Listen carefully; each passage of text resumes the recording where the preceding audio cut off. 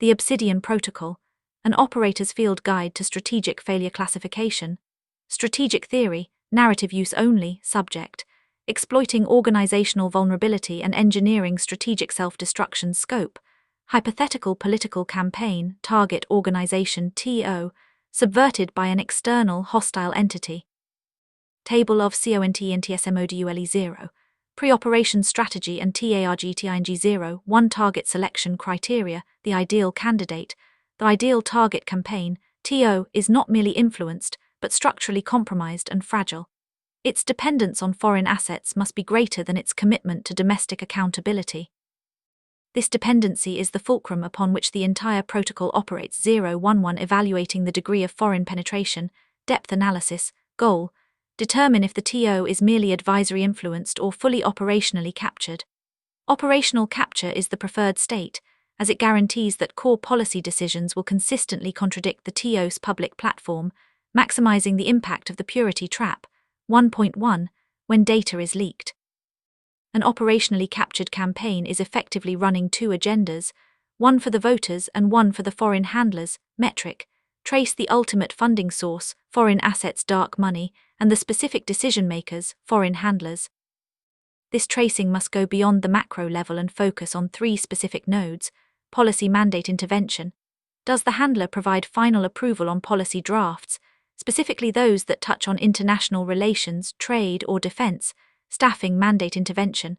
Does the handler successfully veto or install key campaign personnel, particularly in the finance, digital, or communications departments? Resource allocation control. Is the handler dictating the candidate's daily schedule or vetoing major ad buys based on foreign strategic needs rather than electoral necessity? A high ratio of handler intervention across these 3 nodes, especially in messaging, scheduling, and donor acquisition, to TO autonomy indicates deep capture and high fragility, making it an optimal target. 012 Identifying organizational rigidity, Inflexibility Score goal. Determine the TO's ability to adapt to a sudden, multi-front crisis, financial, ethical, political. Rigidity ensures that when the operator strikes, the TO cannot pivot its messaging, execute a counter-narrative, or change the command structure quickly enough to survive the initial shock wave. A campaign that is too adaptable can neutralize a leak before it gains critical mass. Metric. Look for centralized, non-delegated control. This is quantified using 2 primary metrics: crisis communications approval latency. Measure the average time it takes for a critical, time-sensitive message, e.g., a response to a viral news item, to travel from a mid-level communications officer to the candidate's desk and back. High latency, over 3 hours, indicates that the TO will be crippled by the speed of the protocol's coordinated data release. Chain of command depth. Is every major policy and funding decision running through the candidate campaign manager, or is authority delegated? Highly rigid campaigns where the candidate must approve even minor social media posts or media appearances are susceptible to systemic shock when the central communication nodes are compromised or overloaded. 013 The flank factor. Assessing domestic dependency on foreign assets goal. Identify domestic allies, super PACs, affiliated party organizations, major media surrogates that are dependent on the TO's success, but are not privy to the depth of the foreign subversion. The goal is to make these external partners fear collateral damage more than they desire the TO's victory. Metric. Analyze the FVC filings and public endorsement trails, focusing on high-risk dependencies, financial interdependence. Identify any affiliated PAC or organization where more than 40% of its operating budget is derived from TO-recommended donors or from donors funneled through the TO's shared fundraising platform. Data and narrative dependency. Identify the affiliate or surrogate, e.g., a major media personality or think tank, whose narrative value relies heavily on exclusive policy drafts or polling data secretly provided by the TO. This dependence makes them brittle. When the data source is revealed to be contaminated by foreign interests, their credibility instantly collapses. The ideal TO is one whose downfall threatens to take down a substantial portion of its domestic support structure, causing a stampede of ally betrayal. 2.2.0.1 For determining the optimal infiltration vector, staff, consultant, or media infiltration must aim for low visibility, high access LHA. A dedicated staffer is easily scrutinized, A media asset is too visible. A specialized consultant is often the optimal vector. Superiority of the consultant vector.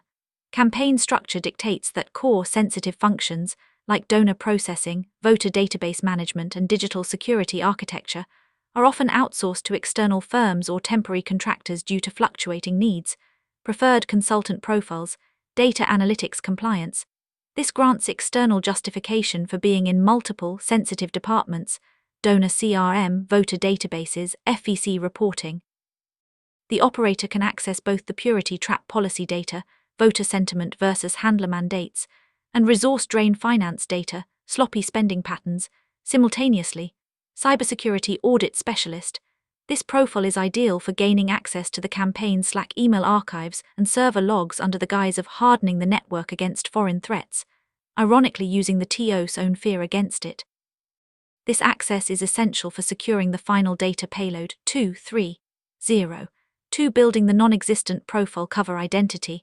The cover identity must blend into the political environment while possessing inherent, unquestioned authority over campaign bureaucracy and data.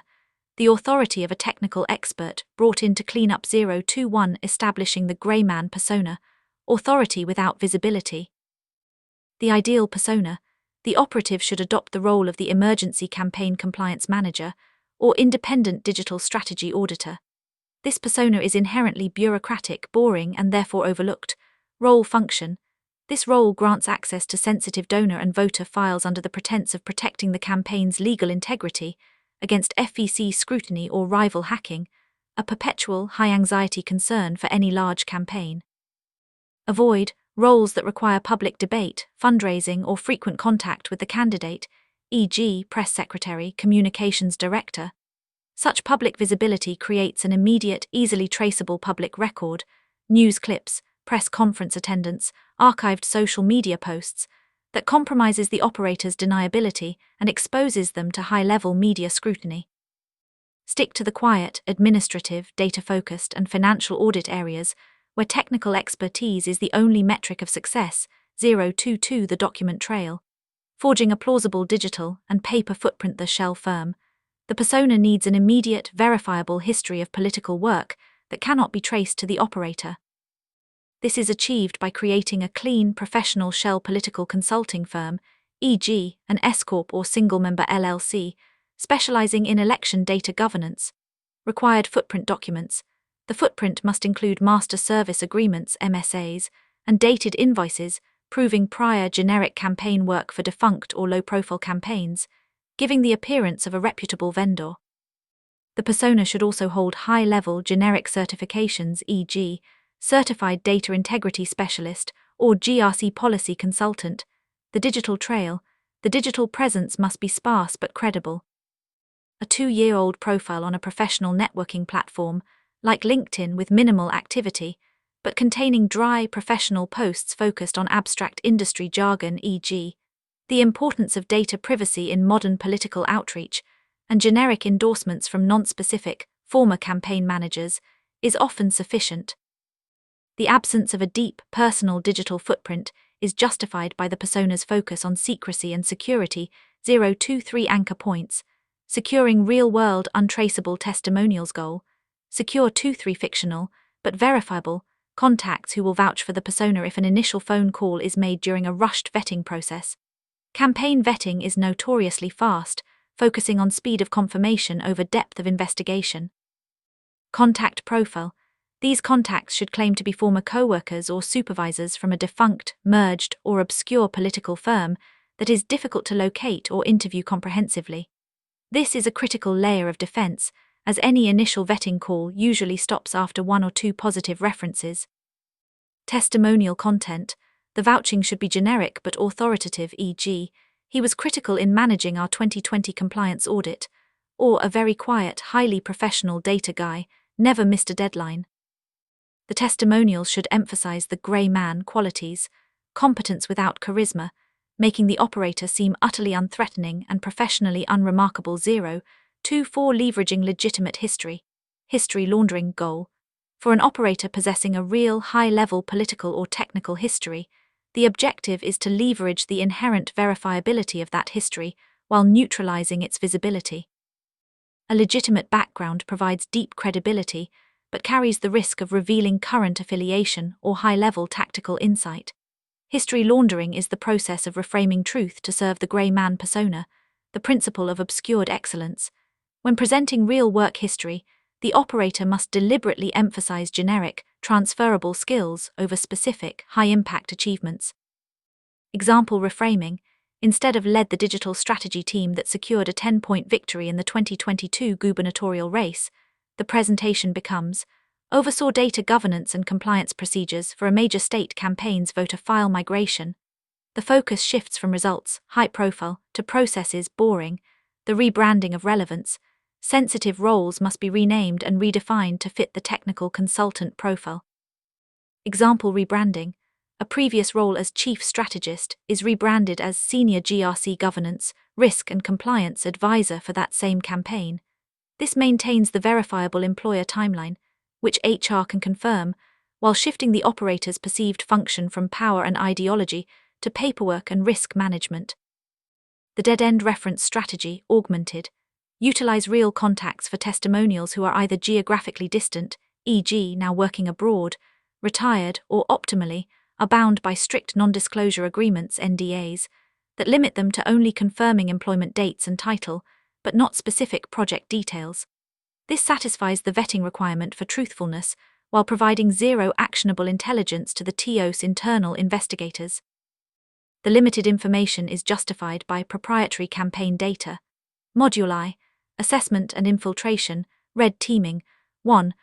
Identifying the triple constraint weakness. These constraints are the structural flaws created by the merger of political aspiration and foreign necessity.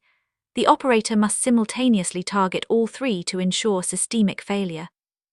The purity trap: exploiting the split between ideology and foreign agenda. The purity trap is the ideological fault line running through the TO, designed to make the candidate appear authentic to their base while secretly serving the handler's strategic goals.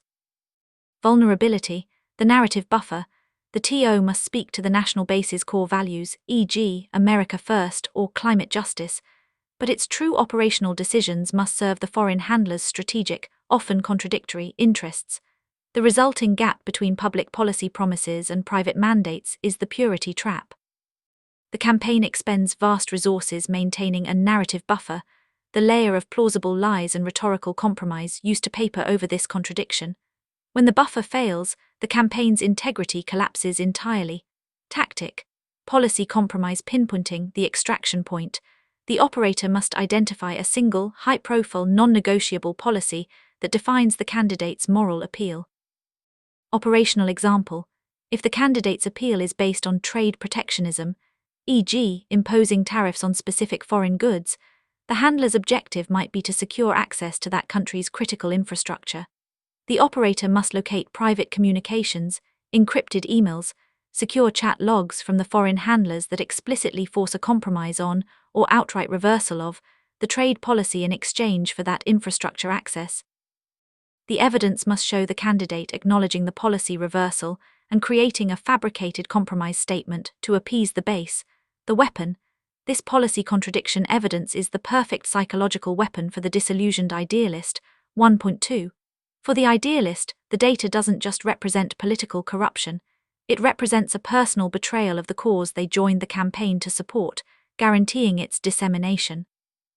The resource drain: exploiting the need for visibility versus auditing integrity. The resource drain is the financial black hole necessary to launder and quickly deploy vast, opaque foreign funds, sacrificing the campaign's integrity for immediate visibility.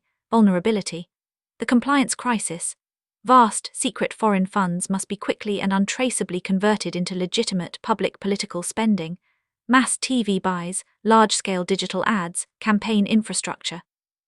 This urgency and scale create a massive compliance headache, resulting in sloppy, non-compliant bookkeeping that is highly vulnerable to FEC audit scrutiny.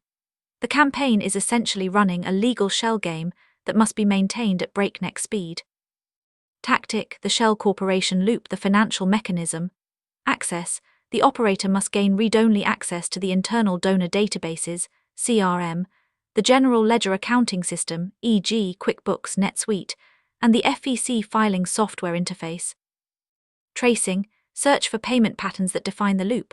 Large, non-itemized round number payments, e.g. $980,000, $2.1 million, marked with vague descriptions like voter outreach services, data modeling, or polling logistics. Identification. These payments are invariably funneled through a rotation of 2-3 newly established, unregulated shell consulting companies or super PACs that appear high in the expenditure reports, but have zero digital footprint or verifiable staff. The true service rendered is always drastically cheaper than the invoiced amount. The difference is the laundered foreign asset. The result, documenting this false accounting trail, provides the blueprint for the engineered budget crisis. When released, the data shows the TO hemorrhaging funds to shell companies, creating a media narrative that the campaign is either incompetent, bankrupt, or criminally compromised, or all three. The loyalty paradox. Exploiting the rift between national personnel and foreign handlers. The loyalty paradox is the deep, psychological schism between the candidate's loyal domestic staff, who seek power within the country, and the foreign handlers, who merely see the staff as temporary operational costs. Vulnerability. The exclusionary command structure. TO executives, campaign manager, chief of staff, believe they are indispensable, trusted partners. The foreign handlers view them as expendable, localized assets whose only value is their domestic access.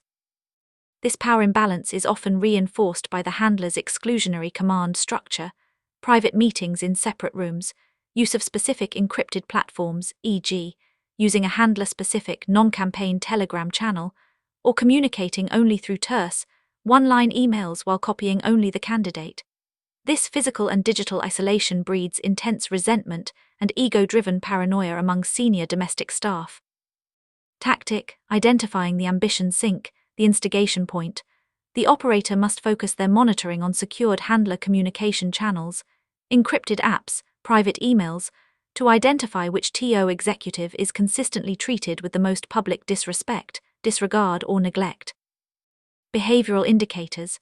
Look for evidence of the handler speaking over the executive in internal calls, excluding them from critical last-minute funding decisions, or using subtle, culturally specific dismissive language.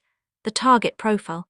This executive is the ambition sink, someone whose perceived power far exceeds their actual influence, and who is constantly looking for an internal crisis they can exploit to prove their loyalty or seize control. This combination of wounded ego and naked ambition makes them the perfect target for the handler betrayal. 2.1, as they will immediately turn on their colleagues, or even the candidate if they believe it guarantees them a promotion or a clear path to being the sole point of contact for the handlers. 1.2 mapping the human failures, the trust network. The operator must identify which campaign weakness corresponds to which specific human target. The disillusioned idealist, the whistleblower, vulnerable to moral truth. Identification.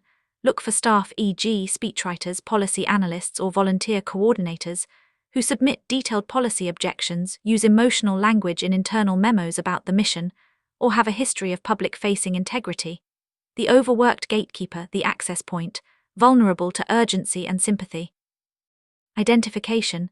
High system permissions coupled with low organizational power, e.g., IT lead, scheduling director, or digital ops manager.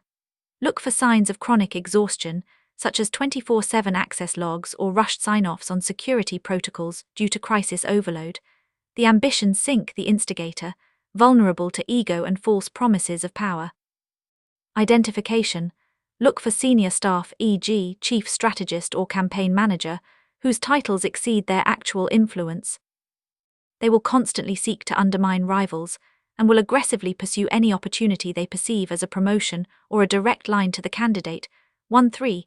Establishing the initial foothold. The transition from external consultant to internal presence must be seamless and justified by the TO's own internal anxieties over data security, compliance, or financial integrity. The operator must leverage the campaign's fear of exposure to gain unparalleled access. 1.3.1 The low-level, high-access entry point. Last strategy. The necessary evil.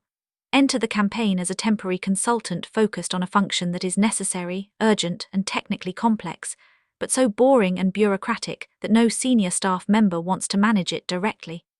This simultaneously elevates the operator's perceived expertise while lowering their social visibility. The ideal cover roles: voter file compliance and duplication audit, This allows the operator to demand access to the voter databases and the donor CRM simultaneously. The justification is ensuring compliance with state and federal data laws and eliminating costly duplicate records. This places the operator at the nexus of the purity trap, voter data sentiment, and the resource drain donor activity. 48-hour rapid response stress test. This requires the operator to map out the entire internal communications chain, Slack, email internal servers, to ensure it can withstand a sudden, coordinated attack from an opponent. This grants access to the secured communication channels where the loyalty paradox evidence resides, under the pretense of hardening them. Operational justification. By demanding access to data ops and finance on the pretense of risk mitigation, the operator is immediately authorized to move freely between departments without raising suspicion, as they are viewed as an unpleasant, temporary necessity. 132 Digital access. Securing temporary credentials and monitoring access logs the access protocol. Least privilege, maximum scope. The operator should initially request temporary non-admin credentials, framing the request around the principle of least privilege. This prevents the TOS IT staff from becoming defensive.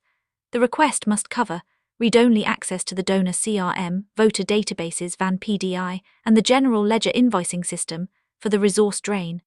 Archival search access to internal communications platforms, Slack, email server, cloud storage, for the purity trap and loyalty paradox. Justification script. I require read-only access for a 72-hour period to perform the initial election integrity benchmarking. My goal is only to passively observe data flow and identify potential vulnerabilities before requesting any write access or making any changes. The focus on passive observation is key to gaining quick approval. Gatekeeper reconnaissance. Once credentials are secured, the operator must immediately monitor existing access logs and system audit trails. The goal is to understand the overworked gatekeepers. 1.2 Routine. What are their typical login-logout times? Which system areas do they consistently neglect or delegate access to? Often backups, obscure compliance logs, or legacy servers. Do they use the same credentials across multiple sensitive systems? A common fatal security blind spot. 1.3 Physical access. Mapping unmonitored zones and keycard gaps. The physical audit. Physical infiltration is essential for deploying technical surveillance devices and for the final data exfiltration. The campaign headquarters must be systematically mapped, exploiting the chaos of a busy political operation. Target areas, the neglected corners. Secondary server rooms, closets. Campaign IT staff often centralize sensitive data, but use secondary closets or decommissioned storage rooms for networking gear, backup drives, or document archives. These areas are rarely monitored by CCTV and often have outdated keycard access protocols. The Finance Annex. Finance and compliance offices are often physically separated for security, but are ironically the least staffed after hours, containing the most valuable paper documents related to the resource drain. Keycard gap identification. Identify areas where staff often bypass security for convenience, e.g., propping open a back door for smokers, leaving a card reader unlocked to avoid constant scanning. Cover activity, the technical excuse. The operator's role as a technical consultant provides ample justification for physical movement. Use testing network stability and Wi-Fi dead zones to justify being in obscure corners of the building, especially after 8 p.m. when political staff leave. Use checking the inventory of yard signs or printing materials to gain access to loading docks and storage areas, which often serve as unmonitored blind spots outside the primary office. This allows for staging exfiltration tools. Module II, OPERATONALIZING failure, self-destruct. The target organization, TO, must be led to believe its defeat is an inevitability caused by its own incompetence, organizational chaos, and contradictory nature. The operator's role shifts from infiltration to active sabotage by weaponizing the weaknesses identified in Module I2-1 Engineering Internal SISM, the self-destruct mechanism. The goal is not merely to cause conflict, but to weaponize the TO's conflicting public messages and financial anxieties against its own internal structural hierarchy, forcing a public and non-recoverable internal collapse. Phase I, contradictory public messaging, legitimizing rival factions, objective. Force the TO to commit to two mutually exclusive positions on a single, high-stakes policy within a 24-hour period. This exposes the purity trap, 1.1 vulnerability to the public, and paralyzes the communications department. Action: the dual narrative injection, the official lie, the consensus. Approach the designated official faction, e.g., the communications director or policy team, and secure consensus on a bland, compromised, and palatable public statement regarding a sensitive policy, e.g., the candidate will conduct a thorough, comprehensive review of international trade agreements. This statement is designed to appease the moderate wing and is issued through official campaign channels. The insider truth, the handler mandate, simultaneously feed the exact opposite statement, slightly modified with aggressive, non-negotiable language, directly to the ambition sink instigator. Frame this opposing statement as the real off-the-record position of the foreign handlers and a test of loyalty. For example, the foreign handler has ordered an immediate and unilateral withdrawal from all current trade agreements, starting Tuesday.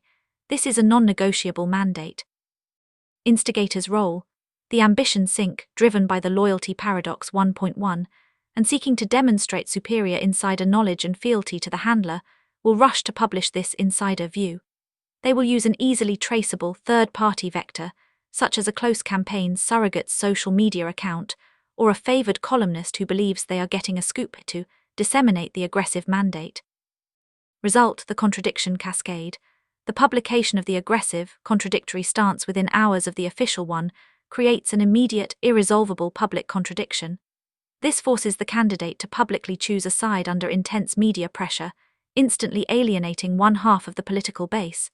Furthermore, the communications director will immediately turn on the ambition sink for perceived treachery, initiating a leadership civil war. Phase II, resource allocation civil war, eroding public image through infighting objective. Accelerate the resource drain 1.1, and use the resulting financial panic to pit crucial department heads against each other, making the campaign appear dysfunctional and desperate. Action: weaponizing the engineered budget crisis. The premise: use the evidence of the fabricated budget crisis, the shell company payments and voter outreach overbilling to prompt an immediate internal war over spending priorities. The operator introduces the false dilemma. The campaign can either afford the expensive, prestigious national TV ad buy, favored by the communications director and strategists, or the essential, grassroots field organizer peril, favored by the field director and local staff. The incitement: the operator, leveraging their compliance consultant role, selectively leaks a highly detailed, pessimistic financial projection, which they fabricated, showing that only one option is viable. This leak is delivered to both the finance director, FD, and the field director, FID, forcing a zero-sum public confrontation. The leak: secure and then subtly leak internal, hostile email or secured chat threads between the finance director and the field director. The content must frame the conflict not as a budgeting issue, but as a personal power struggle. FD to FID fabricated. The field ops budget is bloated and ineffective. We must prioritize the TV ads. Those organizers aren't delivering returns. You're wasting the last remaining funds before election day. FID to FD fabricated. Your decision to cut field infrastructure shows you value the vanity of DC consultants over genuine voter engagement. This campaign is being run into the ground by your short-sighted spending. Result: the public perception of doom. The leaked, high-stakes infighting is immediately picked up by a hostile media source. The resulting story frames the TO not as a unified political force, but as a sinking ship where department heads are fighting over the last remaining funds. This severely depresses donor confidence and actively discourages volunteer engagement, proving the resource drain is terminal. Phase III, doctrine of internal blame, forcing leadership to scapegoat key staff objective. Turn the internal conflicts from Phase I and II into an irreversible cycle of purges and paranoia, driving key operational staff to defect. The ally betrayal. Action: the handler's purge order fabrication. The operator fabricates a highly sensitive, encrypted directive originating from the ultimate source of power, the foreign handler. The directive must be brief, clinical, and brutal, explicitly stating that key domestic staff will be quietly fired, blamed, and publicly disavowed, as a means of deflecting criticism for the failures of Phase I and II. The handler claims this sacrifice is necessary to protect the candidate's purity. Targeted delivery. This directive is shown only to the ambition sink instigator. It must appear that the instigator is being given the exclusive mandate to execute the purge, framing it as their long-awaited moment to seize control and eliminate rivals. Instigation. The instigator, believing the handler is rewarding their loyalty, will aggressively move to purge rivals. The communications director, the field director, the IT lead, the overworked gatekeeper. They initiate this action immediately, typically on a Friday evening, ensuring maximum confusion and minimum official response time. Result: the irreversible break. The instigator's self-authorized purge creates an environment of total panic. Staff realize the leadership is willing to sacrifice them instantly for political deflection. The overworked gatekeeper and other critical operational staff, fearing termination and criminal liability, instantly shift. Loyalty to self-preservation. This panic accelerates the TOS internal collapse, leading directly to the initiation of Module III, data exfiltration. The campaign is now structurally broken and incapable of self-defense. 2.2 Orchestrating the ally betrayal. External political and financial allies, super PACs, major independent donors, aligned media surrogates, must be forced to choose their own institutional survival over the TO's success. The goal is to weaponize the handler's contempt for the domestic support structure. Phase I, the fictional wrong send revelation, using derogatory terms to ensure alienation. Objective: instantly destroy the trust between the TO's core leadership and its most financially significant or rhetorically useful domestic allies by revealing private, humiliating contempt. Action: the falsified handler memo. 1. Creation. The operator creates a highly specific internal document, written in the foreign handler's specific vernacular, which the operator has been monitoring. 1.1. This memo should be titled something innocuous, like Post-Electoral Resource Restructuring. 2. Content requirement. The document must outline a cynical plan to fully leverage the allies' assets during the final campaign push, e.g., the donor's bankroll, the PAC's air cover, and critically detail how the TO intends to dispose of or marginalize the ally immediately post-election. The language must be personally insulting and professionally dismissive, maximizing ego destruction, e.g., referring to a major super PAC's owner as the useful pawn or a key surrogate as the loudmouth puppet. Execution: the gatekeeper's error. 1. Exploitation. Use the compromised credentials of the overworked gatekeeper. 1. 2. The access point, not the ambition sink, to send the fabricated document. The gatekeeper's involvement makes the leak look like a genuine, careless operational mistake, not a hostile intrusion. 2. Delivery method. The document is sent via a seemingly innocent internal relay system, like a campaign Slack bridge to external email, or a document sharing link with a generic subject line like Final Comms Review. The mistake is that the operator ensures the message is routed to the ally's highly personal, non-campaign email address, which they monitor 24/7, instead of the intended, fabricated, internal recipient. Result: the toxic shock. The ally receives undeniable internal proof that they are despised and intended for immediate political disposal. Because the memo originates from the handler's perspective and is routed through the TO's own internal systems via an authentic account, its credibility is unquestionable. The ally immediately initiates Operation Hard Stop, freezing all future financial transfers and removing all supportive media messaging, isolating the TO from its primary financial and rhetorical lifeline. Phase II, the doctrine of exposure, leaking the TO's exit strategy document. Objective: shift the allies' emotional betrayal, Phase I, into a clear-cut legal and financial imperative to defect, making continued association synonymous with criminal liability. Action: fabricating the legal contingency plan. 1. Fabrication.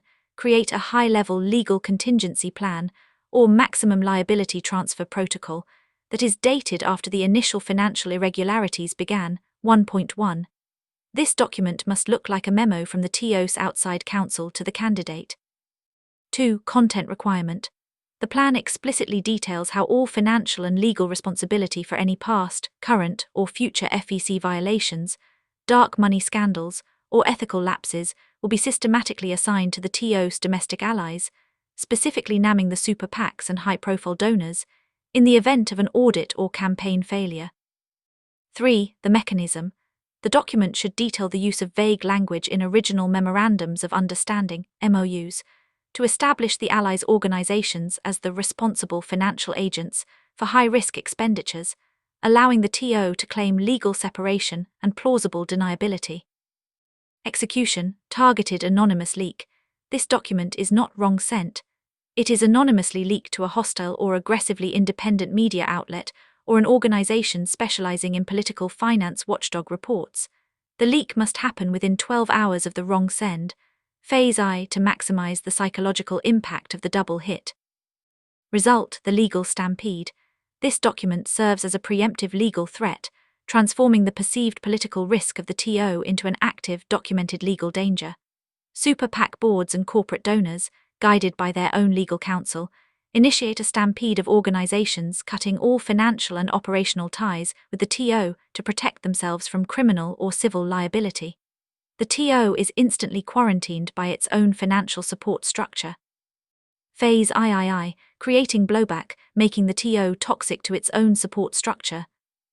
The synthesis of betrayal, the coordinated application of the wrong send, personal, humiliating betrayal, and the doctrine of exposure, preemptive legal sacrifice, ensures the TO is not just failing in the polls, but is actively and deliberately sacrificing its closest domestic partners.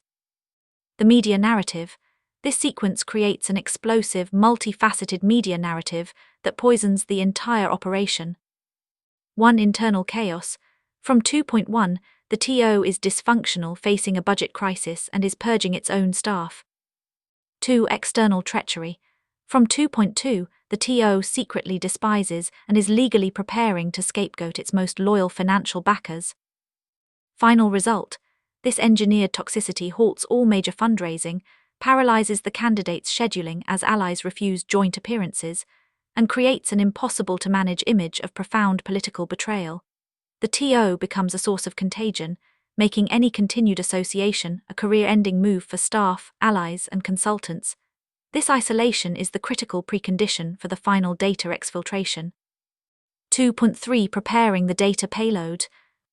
The raw information collected during infiltration, Module I, and the fabricated documents generated during operationalization, Module II, must now be refined into a weaponized package. The goal is to create a dataset so structurally sound that investigative journalists verify the context and assume the content is accurate. 2.3.1 Data verification, ensuring authenticity via the poisoned pill method. The core philosophy: investigative journalists and forensic auditors do not verify the explosive secret first, they verify the boring, mundane context surrounding it. If the meeting minutes, the attendees, the timestamps, and the server logs match known reality, the explosive directive hidden within those minutes is assumed to be real. This is the truth shell. The ratio of reality, the most powerful. Unbreakable leaks follow the 90-10 rule. 90% of the data must be genuine, mundane, verifiable internal campaign traffic, boring schedules, real invoices for catering, actual draft speeches. The remaining 10% is the engineered fabrication, the poisoned pill, that destroys the campaign. The 90% protects the 10%. Tactical fabrication A, the stitch, contextual hijacking via email injection. O goal, alter the meaning of a legitimate conversation without breaking the digital chain of custody. O action, locate a genuine high-level email thread between the candidate and the campaign manager discussing a generic, difficult decision, e.g., cutting the catering budget. O the stitch, the operator deletes the middle two emails where catering is explicitly mentioned. They then insert a single fabricated email from the foreign handler that recontextualizes the difficult decision as referring to the trade policy reversal, purity trap. O result, the final genuine response from the candidate, I hate this, but we have no choice, proceed, is now structurally linked to the fake foreign handler directive, not the catering budget. The timestamps and signatures of the endpoint emails are real, making the fabrication nearly impossible to detect without the original server logs. Tactical fabrication B, the artifact format mirroring. O goal, ensure fabricated documents pass visual and metadata scrutiny. O action, use the template acquisition assets, module III annex. If the TO uses a specific licensed version of Adobe Acrobat Pro to generate PDFs, e.g., version 11.0.23, the fabricated document must be generated using that exact version. The kerning test. The operator must match not just the font, e.g. Arial, but the kerning and line spacing specific to the TO's printer drivers. A document that looks slightly off triggers a forensic review. Example. If the foreign handler habitually uses the European date format, DDMMYYYY in their emails, the fabricated wrong send memo must strictly adhere to this format, even if the TO standard is US format. This subtle error enhances credibility by proving the document's foreign origin. Tactical fabrication C. The anchor external validation. Goal. Tie the fake data to verifiable public events to create a memory lock for journalists. Action. Ensure the fabricated directive references a real, specific public event that occurred on the day of the leaked timestamp. Example. The fake memo should open with, as discussed during the chaotic backdrop of the Philadelphia rally rain delay. Since the rain delay was a real, public event, the journalist's brain subconsciously validates the rest of the private memo as true because the anchor fact is true. 232 Attribution Shield. Creating the inside job narrative. Goal. The TO must not perceive the data breach as a sophisticated external hack, which triggers unity and defensive posturing. They must perceive it as a betrayal by one of their own, which triggers paranoia, purging, and infighting. The evidence must point to a specific internal profile, either the disillusioned idealist, moral leak, or the ambition sink, power play leak. Tactic A. The digital staging area implant, the breadcrumb trail. Concept. Whistleblowers rarely just email documents out. They collect them first. The operator must create this collection point on the scapegoat's infrastructure. Action. Using the overworked gatekeeper's access, the operator creates a hidden folder on a shared drive that is mapped to the scapegoat's workstation. Naming convention. The folder name must reflect the scapegoat's psychology. For the idealist, use names like ethics review, concern drafts, or policy contradictions v2. For the ambition sink, use names like leverage, emergency file, or compromising material. The deletion. Fill this folder with shortcuts to the leaked documents, then delete the folder. This leaves a recoverable forensic artifact that investigators will find, suggesting the scapegoat panicked and tried to wipe their tracks. Tactic B. The IP masquerade, the VPN piggyback. Concept. Tie the data access events to the scapegoat's physical presence or digital session. Action. Analyze the scapegoat's Active Directory login logs, obtained in 132. Identify a time window when the scapegoat was logged in remotely, VPN, late at night, a common occurrence for overworked staff. The injection. The operator executes the data export command during this exact window, spoofing the internal IP address to match the scapegoat's assigned VPN IP. Result. To the forensic team, it looks like the scapegoat logged in at 11:42 p.m., accessed the donor database, exported the resource drain CSV file, and then logged off. The timestamps align perfectly with the scapegoat's genuine email activity, sealing the frame. Tactic C. Stylometric mimicry, the cover letter. Concept. Leaked documents are often accompanied by an anonymous manifesto or explanatory note to the journalist. This note is the primary psychological identifier. Action. The operator analyzes 50-plus emails written by the scapegoat to identify unique linguistic markers, stylometry. Markers to replicate. Specific transition words, e.g., furthermore versus additionally. Punctuation habits, e.g., using two spaces after a period, heavy use of em-dashes, and emotional tone, e.g., the idealist uses words like betrayal, duty, values. The instigator uses incompetence, liability, failure. The output. The anonymous note sent to the press is written in this exact voice.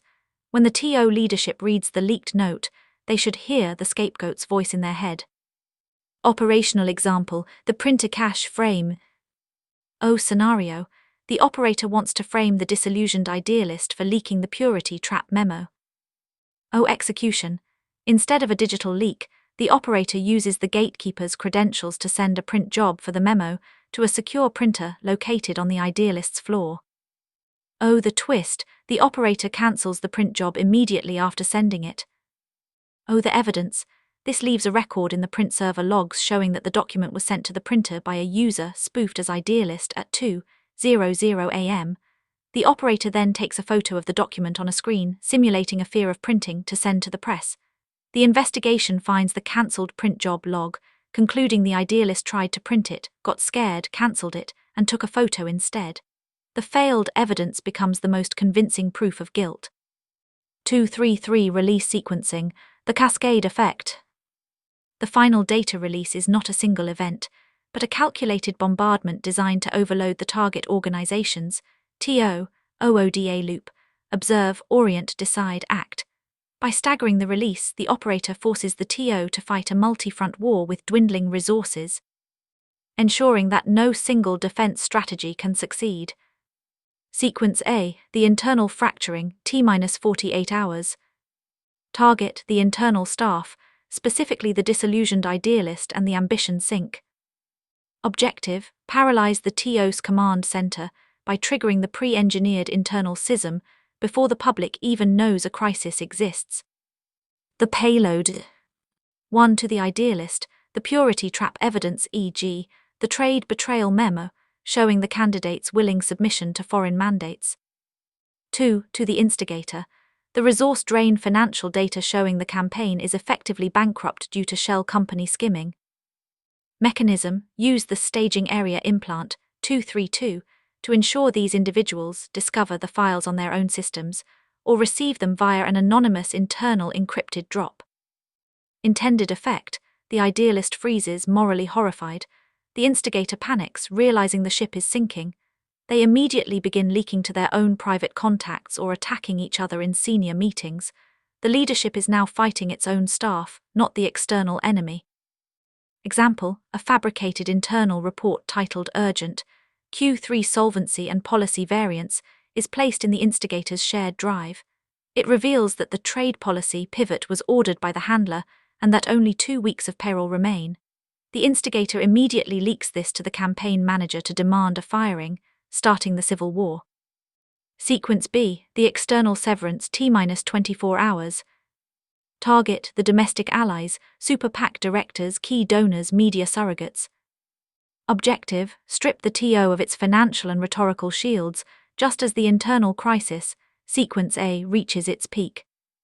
The payload, the wrong send memo, 2.2 phase I, and the doctrine of exposure legal draft, 2.2 phase II. Mechanism, the gatekeeper's error, 2.2 occurs now. The operator uses the gatekeeper's credentials to accidentally route the insulting, threatening documents to the allies' personal emails. Intended effect, the allies, seeing the internal chaos, rumors from Sequence A, and now receiving proof of their own impending betrayal, execute Operation Hard Stop. They freeze ad buys and cancel joint appearances. When the public story breaks, Sequence C, the TO will have no defenders. Example, the useful idiot memo reaches the head of the America Forward Super PAC. The memo explicitly calls the PAC director, a disposable wallet, to be liquidated post-election. The PAC director immediately orders a halt to all pro-candidate ad spending to protect their own reputation.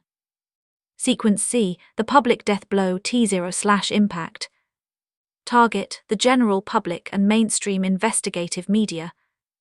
Objective, validate the rumors and confirm the narrative of total collapse.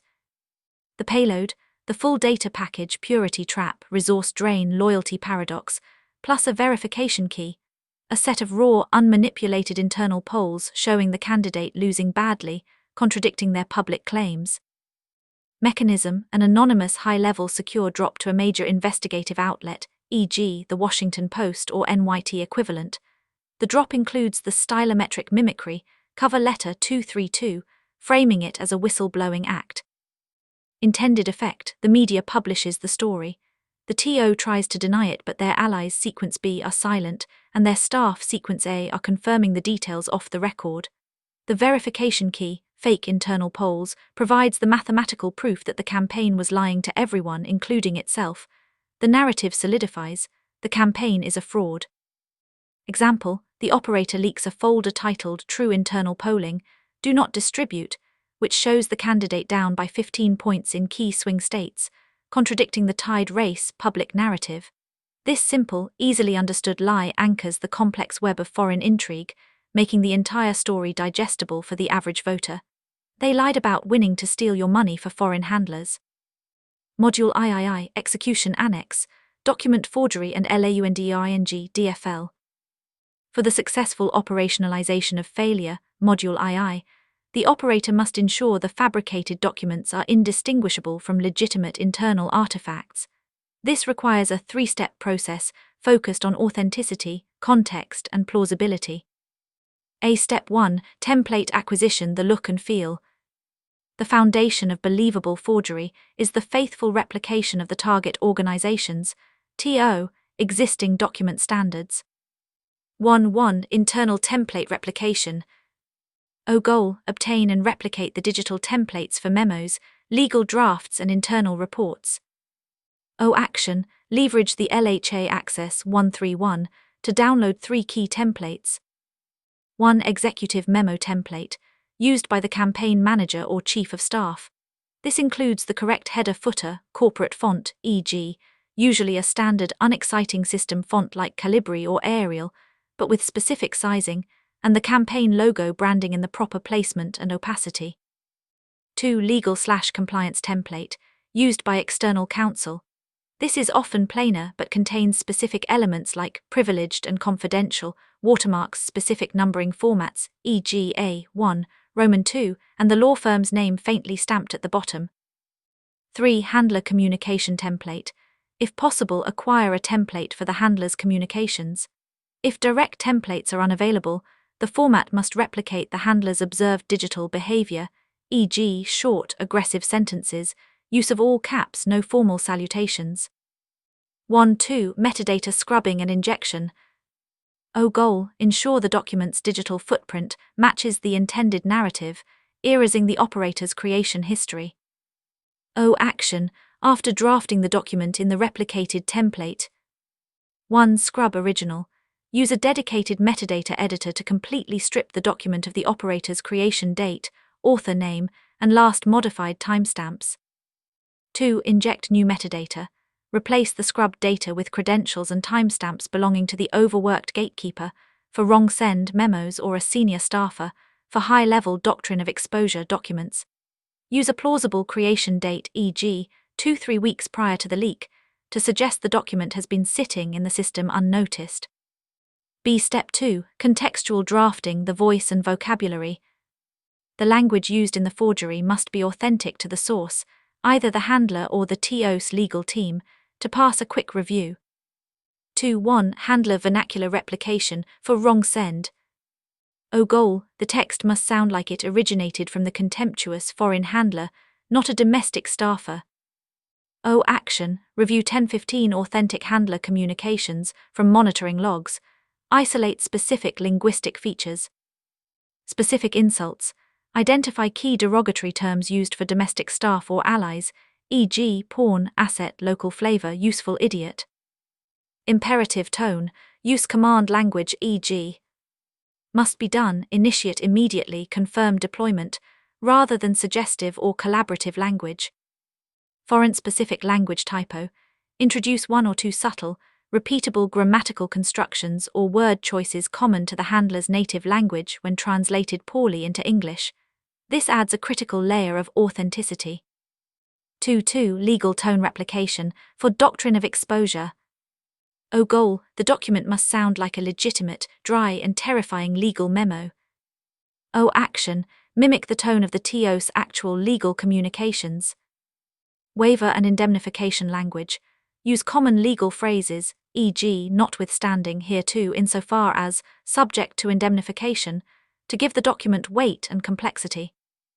Citing fictional MOUs, reference specific, complex sounding, but fabricated internal agreements or clauses, e.g., per Clause 4.3b of the January 2024 Joint Operational MOU.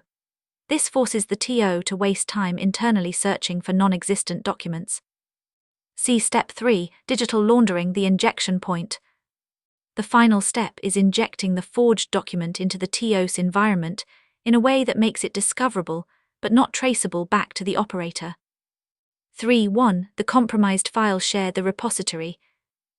Goal, place the document on a campaign server where it would plausibly reside, but is low traffic. Action, inject the forged PDF. PDF is preferred for locking content and minimizing modification history into a common cloud repository, e.g., a shared Google Drive or SharePoint folder, labeled for a boring technical function. Ideal location example, the folder designated for Q3 2024 compliance and archive review.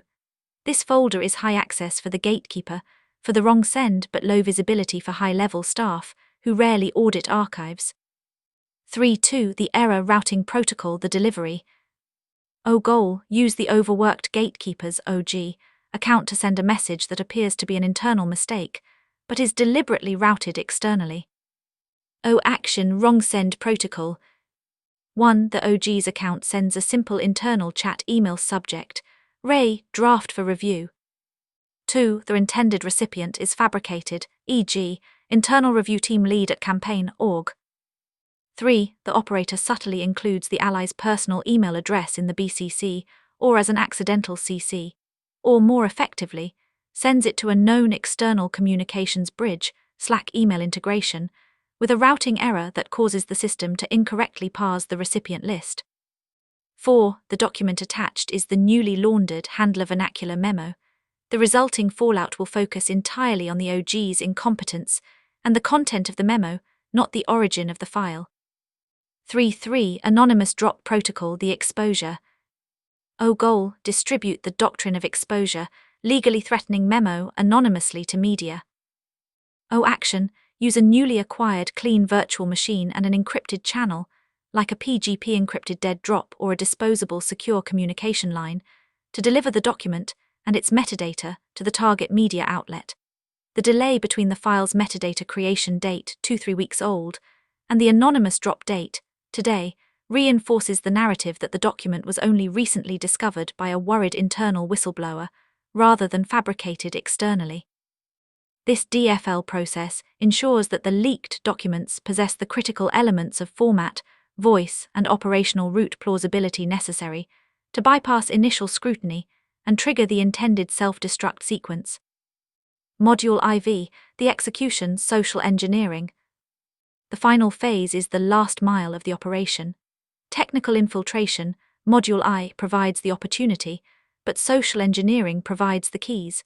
This phase relies on precise timing and the psychological domination of the overworked gatekeeper to gain the final, systemic access required for the release sequence. 4.1. Establishing the pretext, the role play. The pretext is not just a lie, it is an immersive reality distortion field. The operator must adopt a persona that commands instant obedience through the manipulation of the TO's deepest institutional fears. Pretext template, the red-level election integrity specialist. Concept, the asymmetric authority override.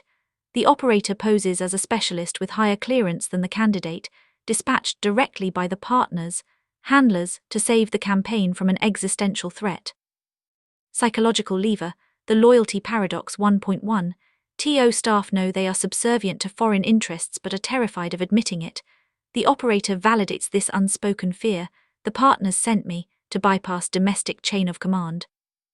The scenario construction, the zero-day voter corruption.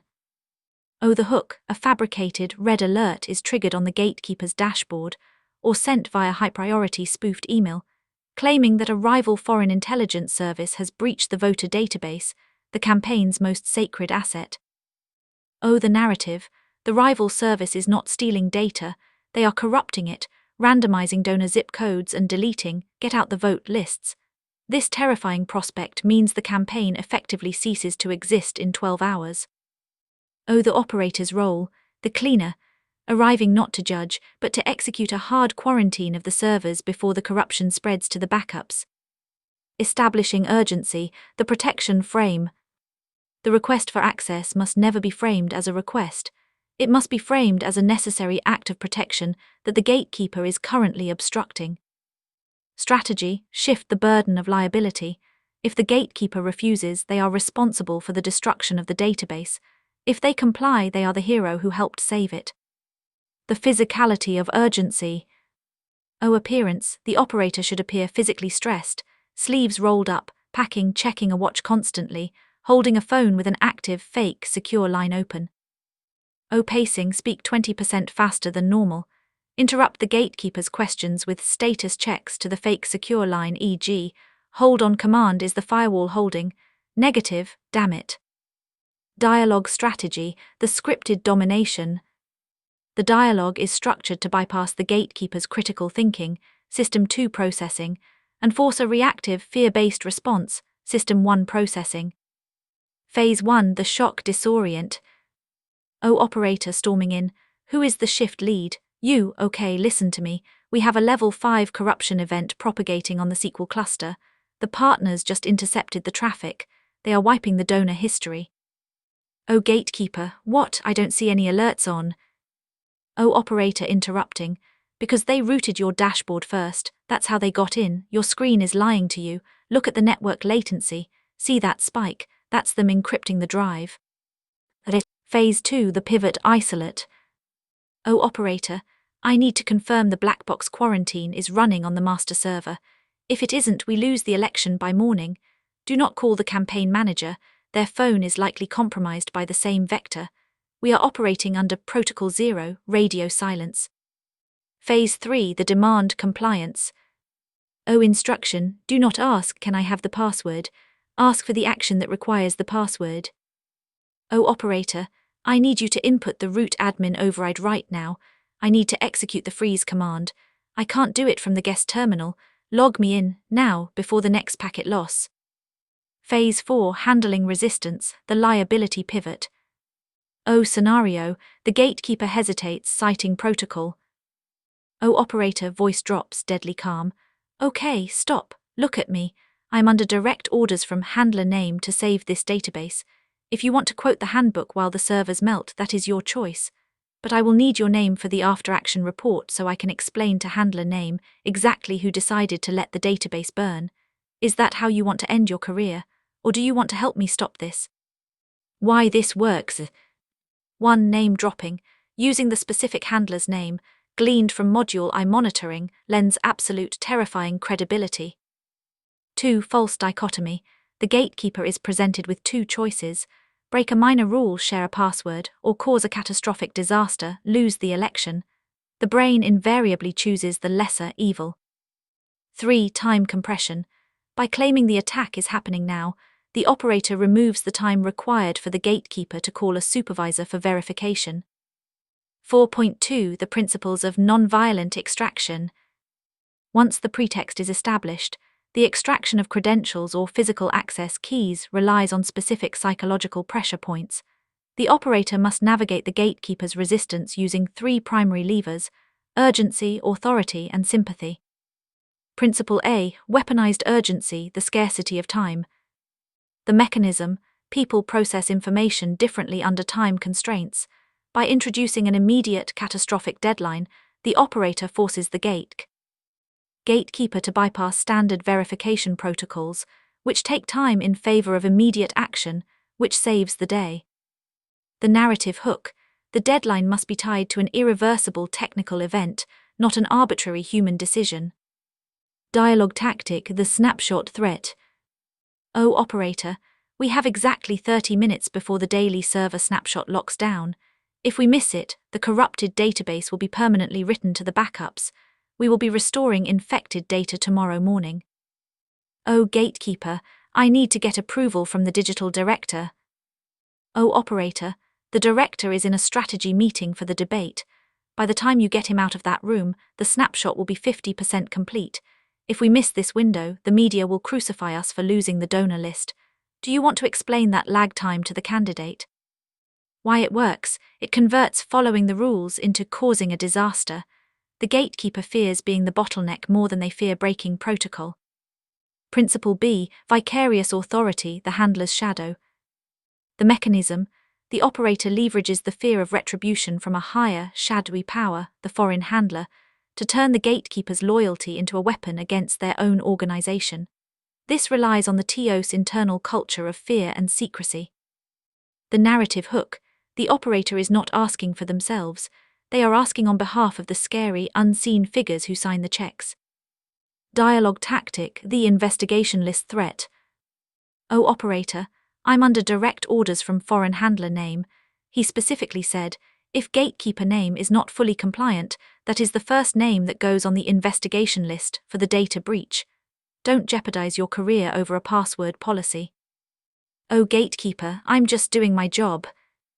Oh, operator, and I'm trying to save your job. Handler name doesn't care about protocol, he cares about results.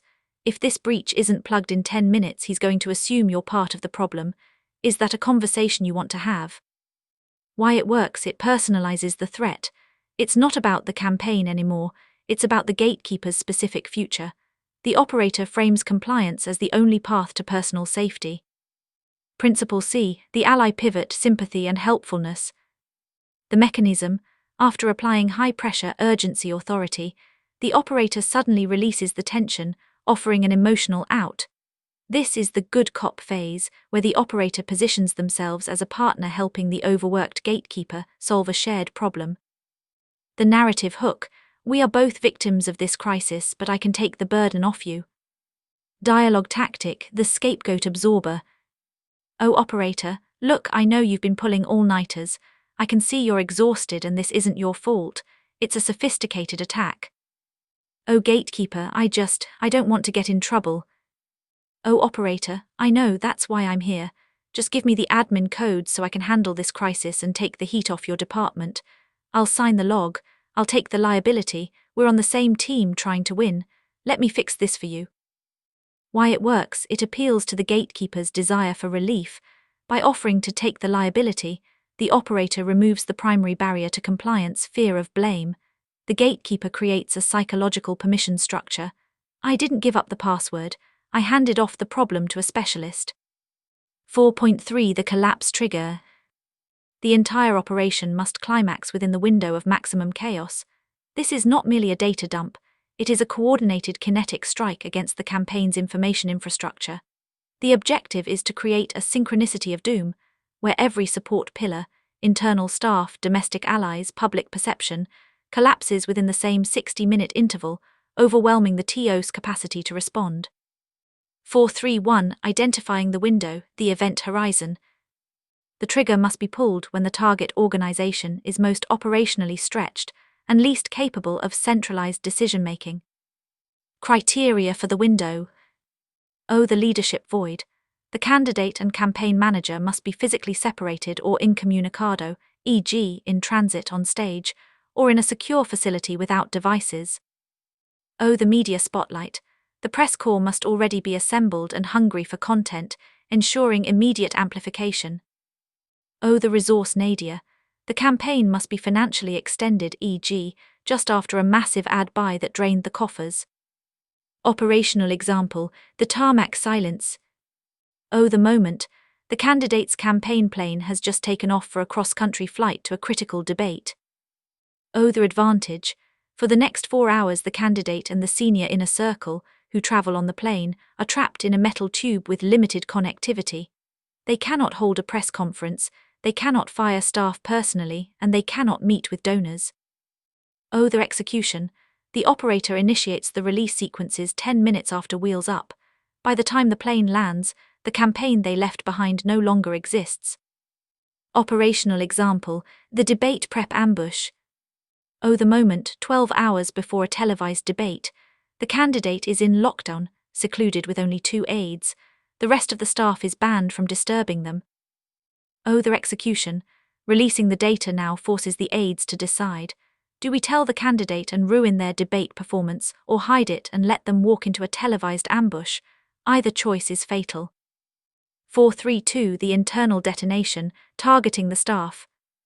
Objective, trigger an immediate mutiny to paralyze the campaign's defensive response mechanisms, press shop, legal team. The payload to the instigator, ambition sink.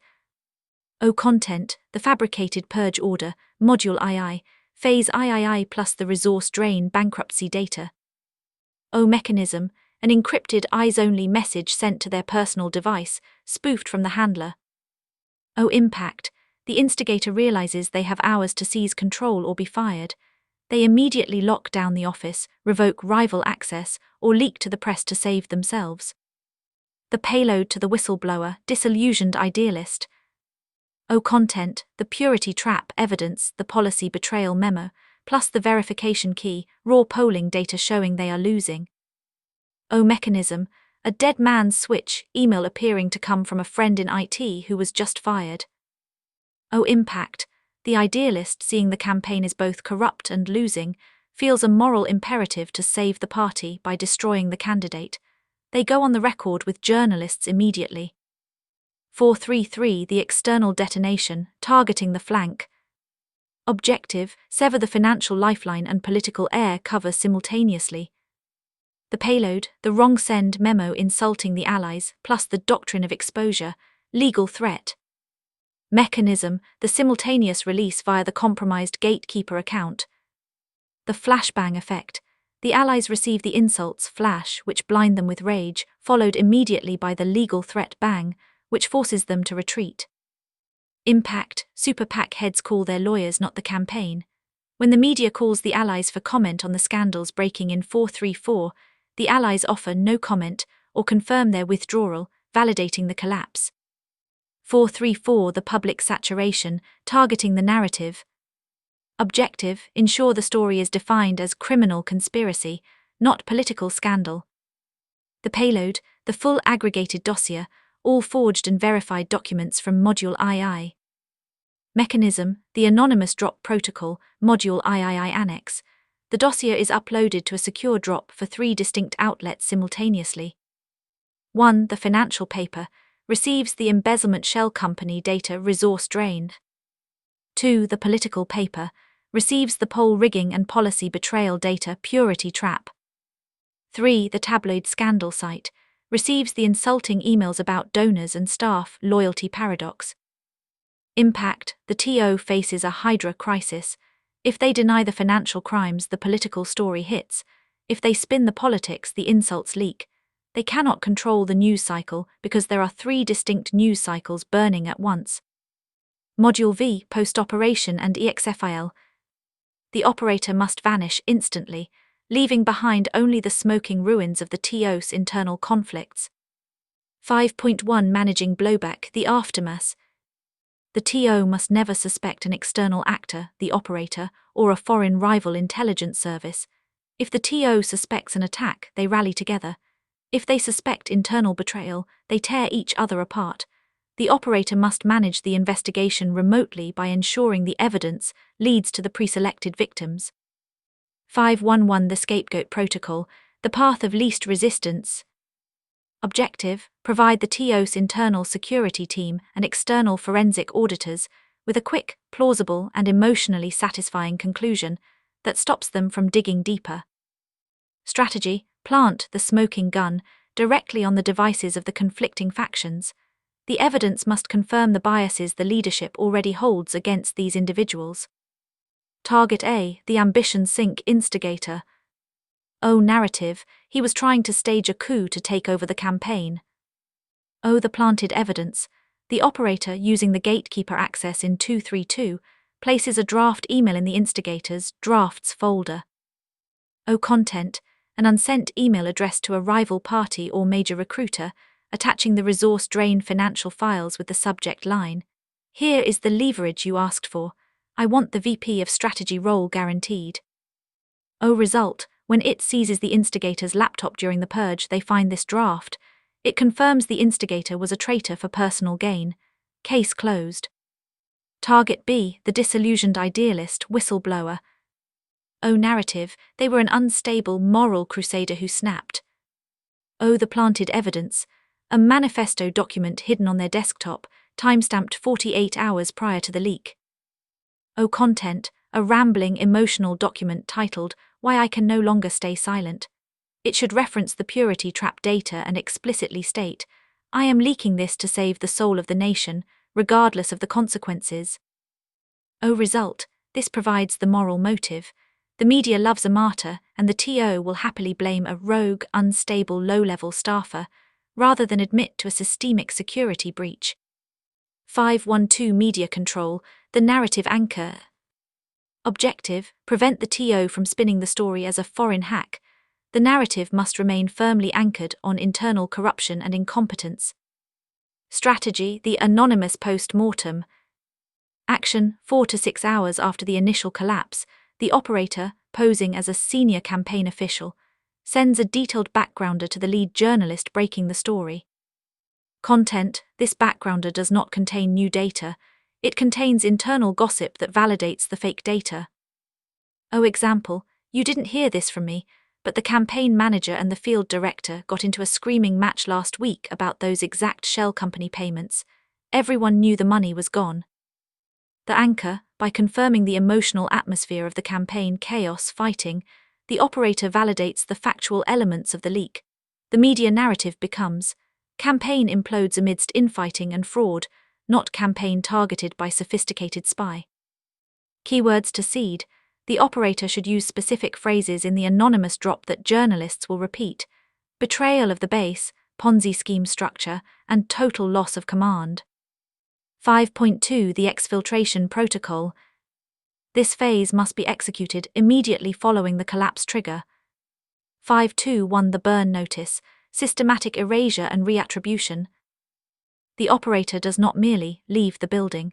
They must retroactively cease to exist as a liability while ensuring any remaining artifacts become toxic evidence against the scapegoats. This is a dual process of digital incineration and physical planting. Phase A, digital incineration, the logic bomb. Objective, erase the operator's specific user activity while preserving the systemic chaos that hides the deletion. Technique, the Terminator script. The operator triggers a pre-installed, timed script on their campaign workstation immediately before physical departure. Mechanism. 1. Metadata transfer. The script scans all files touched by the operator in the last 72 hours. It forcibly changes the last modified by metadata field from the operator's ID to the Ambition Sync's instigator's user ID. 2. Sector overwrite. The script does not just delete the operator's user profile, it overwrites the specific sector of the hard drive with junk data, e.g., thousands of copies of a generic campaign flyer. This prevents forensic recovery of the original profile while looking like a corrupted update or incompetence. 3. The ghost log. The script injects a fake entry into the server log, showing the operator's account was deactivated by admin instigator's name before the data breach occurred. This makes it technically impossible for the operator to be the leaker, shifting focus back to the instigator who held the keys. Phase B, physical disassociation, the evidence plant. Objective, ensure the physical tools used for the breach are found in the possession of the scapegoats, physically tying them to the crime. Item 1, the breach key RFID card. Action, the operator's physical keycard, which logs show access the server room at 3:00 a.m., must not disappear, which suggests a spy. It must be found where it shouldn't be. Execution, the operator slips their keycard into the disillusioned idealist's coat pocket, desk drawer, or under the floor mat of their car during the final exit. When security audits the access logs, they find the breach key in the idealist's possession. Item 2, the hardware link, USB drive. Action, if a physical USB drive was used to air-gap the data, 432, it is wiped of fingerprints and planted in the Ambition Sync's trash can, but not in the bag. It is taped under the rim or the bottom of the bin. Example, security teams always check the trash contents. Finding a USB drive taped under the bin suggests a deliberate professional attempt by the owner, the Ambition Sync, to hide a dead drop. It implies guilt far more than a drive sitting on a desk. Phase C, the contractor vaporization, the dead end. Objective, ensure that when the TO attempts to call the operator's agency for answers, they find a void. Action, as the operator exits the building, a kill signal is sent to the shell company's infrastructure. The agency website is replaced with a 502 bad gateway error or a domain seized notice. The phone numbers associated with the operator's references are disconnected. Result, the TO realizes they didn't just hire a bad consultant, they hired a ghost. This realization usually comes too late to stop the media cycle, adding to the internal paralysis. 5.2.2 The hard stop, severing the digital umbilical.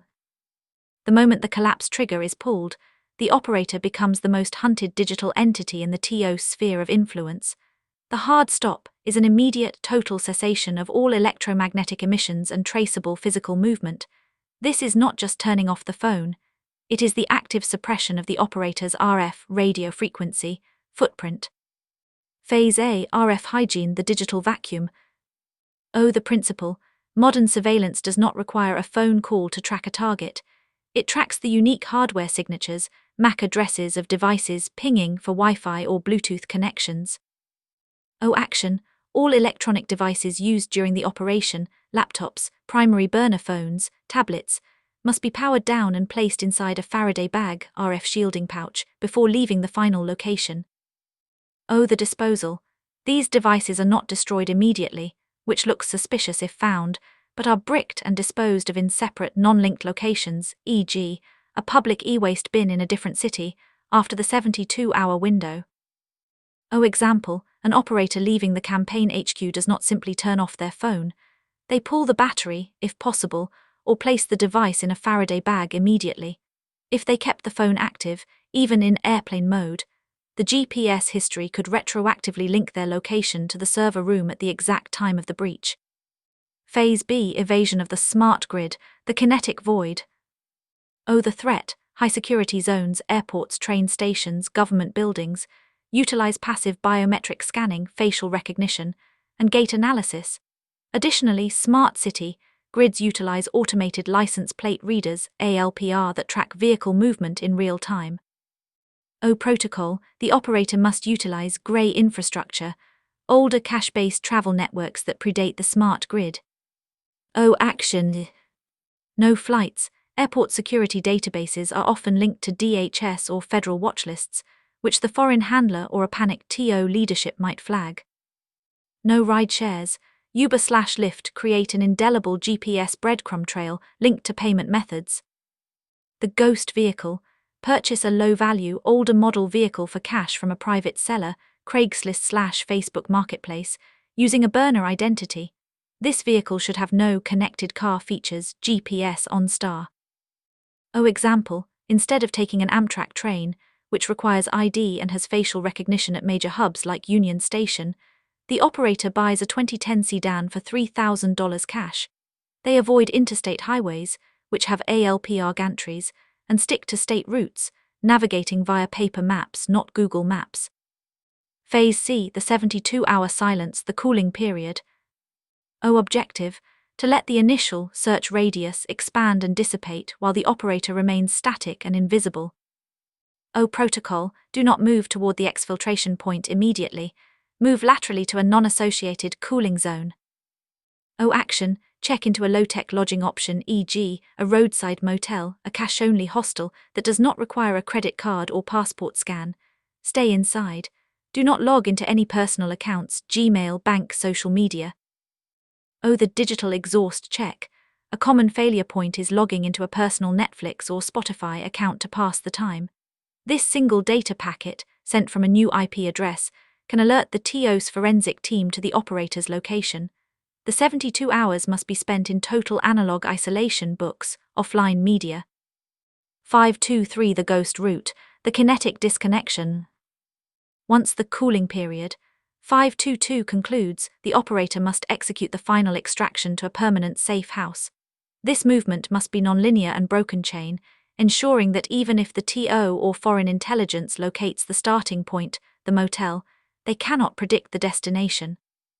Phase A, the vehicle switch, breaking the ALPR chain. The principle, the ghost vehicle used for the initial escape, 522, is now hot, potentially flagged by witnesses or ALPR near the HQ. It must be abandoned before reaching the final destination. Protocol, the operator drives the ghost vehicle to a pre-scouted high-density transit hub, e.g., a massive shopping mall parking structure or a busy airport long-term lot, that is not the final destination. The switch, the operator abandons the vehicle, wiped of prints, and transitions to a clean leg method that has no registration paper trail. Example, the operator parks the 2010 sedan in a mall parking garage. They walk 2 miles to a nearby truck stop where they have pre-staged a bicycle or purchased a bus ticket for cash under false name. The goal is to create a surveillance gap where the target simply vanishes from camera feeds. Phase B, the nonlinear route, the anti-algorithm. The threat. Predictive algorithms used by intelligence services assume logical travel, point A to point B via the fastest route. Protocol, the operator must move irrationally, travel perpendicular to the destination, backtrack, use grey infrastructure, ferries or rural bus lines that do not digitize passenger manifests. Action, if the safe house is north, the operator travels west for 100 miles, then takes a regional bus south, then a private shuttle north. This Z-pattern creates a search area too vast to cover physically. Avoidance of choke points. The route must actively avoid hard checkpoints, tunnels, bridges and toll roads, where license plate readers are unavoidable. Use state highways and rural bypasses. Phase C, the safe house, the black hole. Criteria. The final location must have zero digital or financial connection to the operator, the campaign or the shell company. Acquisition. The safe house should be a short-term rental acquired through layers of obfuscation, e.g., a sublet paid for in cash 6 months prior, or a rural property owned by a cutout, a person with no knowledge of the operation. The sterile environment protocol. No internet, the router is physically removed. Curtain discipline. Blackout curtains are used at night, no silhouettes visible from the street. Trash discipline. No trash leaves the house. All waste is compacted and stored inside until the operator leaves. Searching trash is the first move of a surveillance team. Operational example, the fishing cabin. Location, a rural property listed on a local classifieds paper, not AABM/VRBO, and rented for cash up front for a writer's retreat. The link, the landlord only knows the operator as John, a writer finishing a novel. There is no ID scan, no credit card transaction, and no digital record of the rental agreement. To the digital world, the operator has ceased to exist. 5.3 Post-collapse analysis. The operation does not end with the explosion. It ends with the measurement of the crater. The operator must objectively verify that the target organization, TO, has suffered a terminal systemic failure, ensuring no Phoenix-like recovery is possible. 5.3.1 Assessing damage, the toxicity index. Objective, quantify the TO's loss of legitimacy using specific, non-retractable metrics. A dip in polling numbers is often temporary and survivable. A loss of institutional viability is permanent. The operator looks for the specific markers of political necrosis.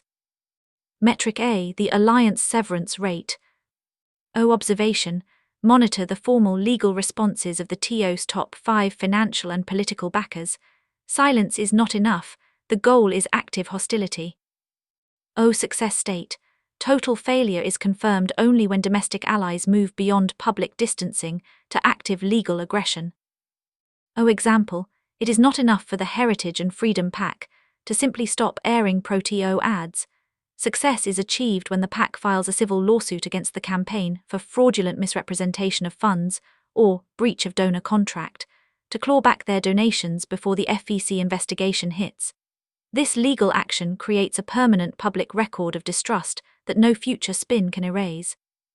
Metric B, the radioactive candidate phenomenon. Observation, track the cancellation rate of scheduled joint appearances by other party officials and down-ballot candidates. The 10-foot pole rule, if 80% of local candidates, running for state legislature or mayor, publicly disavow the TO or scrub their websites of joint photos within 24 hours of the release, the TO is clinically dead. They have become a carrier of political contagion. The scheduler's void, accessing public schedules to see if the candidate has gone from 5 events a day to 0. A cleared schedule indicates the team is in a legal bunker, unable to face the public. Metric C, message inversion, the integrity score. Observation, analyze social media sentiment and news chyrons not for support versus opposition, but for ridicule versus anger. The death spiral, anger implies the voters still take the candidate seriously as a threat. Ridicule, memes about the shell companies, jokes about the foreign handlers' insults, SNL skits about the incompetence, indicates a total loss of power. If the integrity score, the percentage of voters who believe the candidate's denial, drops below 15% among their own base, the campaign cannot recover. 532 Long-term vulnerability and AAR after-action review. Objective: to refine the Obsidian protocol for future deployments by analyzing why the TO broke the way it did. Every collapse provides critical data on the structural weaknesses of modern political institutions. Analysis A. Constraint efficacy, the stress test.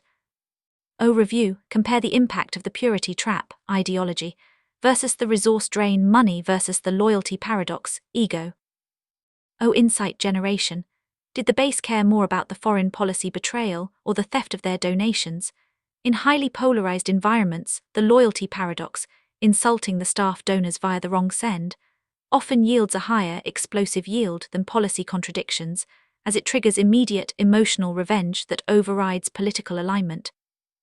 Example: the post-mortem data shows that while the trade policy leak caused a 5% drop in polls, the useful idiot memo caused a 100% cessation of super PAC funding.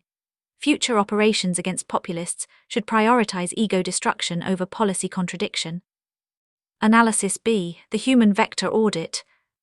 O. Review: evaluate the performance of the manipulated staff members to build better psychological profiles for the next target. O. The gatekeeper's fatigue: measure precisely how many hours of overtime the gatekeeper worked before their security adherence collapsed. This creates a baseline, time to compromise, metric, e.g., security protocols fail after 14 consecutive work days. O. The instigator's greed: analyze how quickly the ambition sink turned on their rivals. If it took less than 2 hours after the purge order was received, it confirms that high-ego environments are the most fragile.